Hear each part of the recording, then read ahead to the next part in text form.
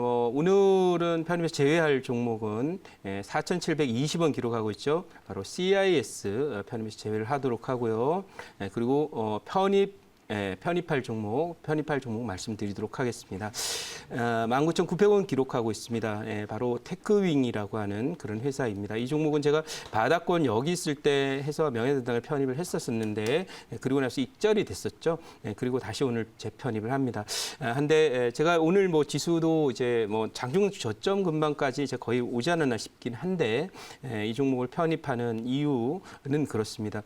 어제 제가 그 ISC를 이제 편입을 해서 종목이 현재 뭐 대략 제가 편입하고 나서 오늘 장중 15%까지 급등을 하면서 여기 우주 돌파가 됐다 이렇게 말씀을 드렸는데 이 종목은 전형적으로 이제 막 턴어라운드가 돼서 무릎을 기록하는 종목이다. 왜? 실적이 바로 그렇게 턴어라운드 됐기 때문에 지금 시장의 지수하고는 별로 그렇게 연관이 있을 거라고 생각하지 않습니다. 지수는 오르다 내리다 뭐 주변 경제 여건이나 특히 미국과 중국의 무역 전쟁이나 이런 부분이 지수가 어느 정도 올라오면 트럼프가 한마디 하면 조정 들어가고 오늘 또 중국에서 또 한마디 하면 조정 들어오는 이런 일들이 벌어지고 지수가 밑으로 밀리게 되면은 지금 전 세계가 코로나로 위한 경제 위기 상태이기 때문에 각국 정부나 FRB 이런 쪽에서의 경기 부양책과 유동성을 포함한 시장 개입으로 인해서 반등이 들어오는 그런 양상가 앞으로 진행이 될 것이다. 그래서 제가 판단할 때는 미국 대선이 끝나지는 않죠. 10월 말 정도가 되면 어느 정도 가려지게 되는데 그 정도 수준까지는 이와 같은 박스권의 횡보 등락장이 이어질 것이다. 이런 장을 이제 두 가지 특징을 갖고 있는데 뉴스에 따라서 움직이는 헤드라인 장세다. 뉴스에 따라서 움직인다. 또 하나의 특징은 랜덤하다.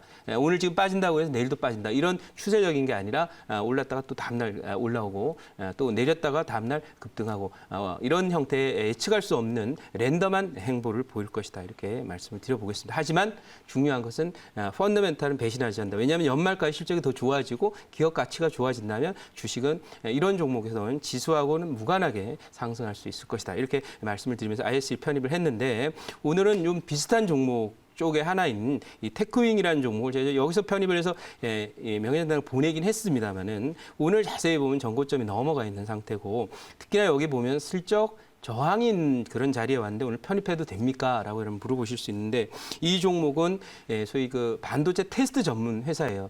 그래서 불량품과 우량품을 구분해 주기 때문에 만약 이 테스트기에 인공지능을 활용한 또 광학 기술을 활용한 그런 걸로 인해서 정교한 정도가 높아진다면 불량품이 나갈 일이 없으니까 회사에 미치는 영향 상당히 줄어들 것이고 불량품을 골라내면 그것은 불량품 하나 값어치가 아니라 그 회사의 신뢰도와 또 여러 가지 뭐 택배나 여러 가지 비용들을 고려했을 때는 상당히 의미 있는 어떤 수익성의 개선이 나타나게 된다. 따라서 이런 그 테스트 관련 종목에 최근 들어서 헬스케어도 그렇고 많은 그 생산 공정에서 테스트 장비, 인공지능 장비를 많이 사용합니다. 그래서 그런 관점에서 이 종목을 갖고 왔고요.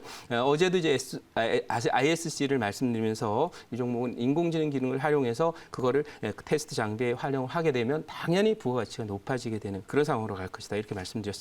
자, 그러면 이 테크윙의 경우에는 올해 지금 여기에 내세우고 있는 실적이 어떻게 될 것이냐 이게 중요합니다. 왜냐하면 턴어라운드 종목이에요. 왜냐하면 이 종목이 많은 분들이 이거 많이 올라왔는데라고 생각하실 수 있지만은 1차 상승이 끝나고 큰 조정을 거친 이후에 지금 레벨업을 하고 있는 그런 과정이고 여기가 지금 이제 막 턴어라운드 된 거예요. 상투를 치러 가는 게 아니다. 그것은 뭐에서 알 수 있냐면 차트만 보면은 고점 근방 아니야?라고 생각하실 수 있지만 요 종목의 펀더멘탈 보시면 답이 나옵니다.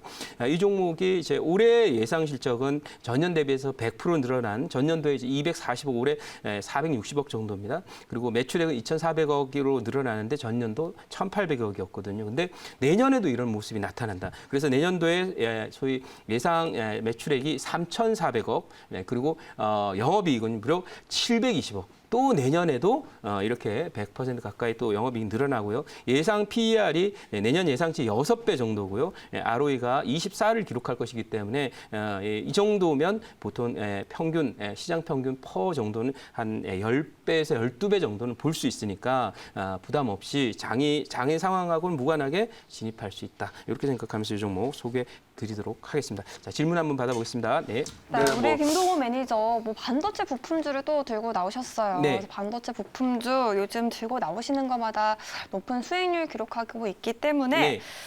기대감에 제가 좀 질문이 많아요. 네네. 말씀하십시오. 네, 네. 우선 이 테크윙이 제가 찾아보니까 네. 뭐 테스트 핸들러 세계 네. 1위 업체라고 들었거든요. 맞습니다. 사실 반도체 너무 많다 보니까 네. 테스트 핸들러가 뭔지 잘 모르겠어서 일단 궁금하다고 네. 말씀드리고 싶고 네. 또 이제 시장을 보니까 뭐 삼성전자나 하이닉스는 거의 제자리에 머물고 있거든요. 네. 근데 이제 일부 반도체 부품주들은 지금 신고가를 갱신하고 있잖아요. 네. 왜 이런 현상이 발생하고 있는지도 이런 강한 시세는 좀 앞으로도 계속 이어질 수 있을지 네. 질문 드리고 싶어요. 좀 일단 많죠. 내용은 알겠어요. 왜냐하면 이 반도체 시장은 지금 당장 그렇게 커지지 않는데 그 얘기는 네.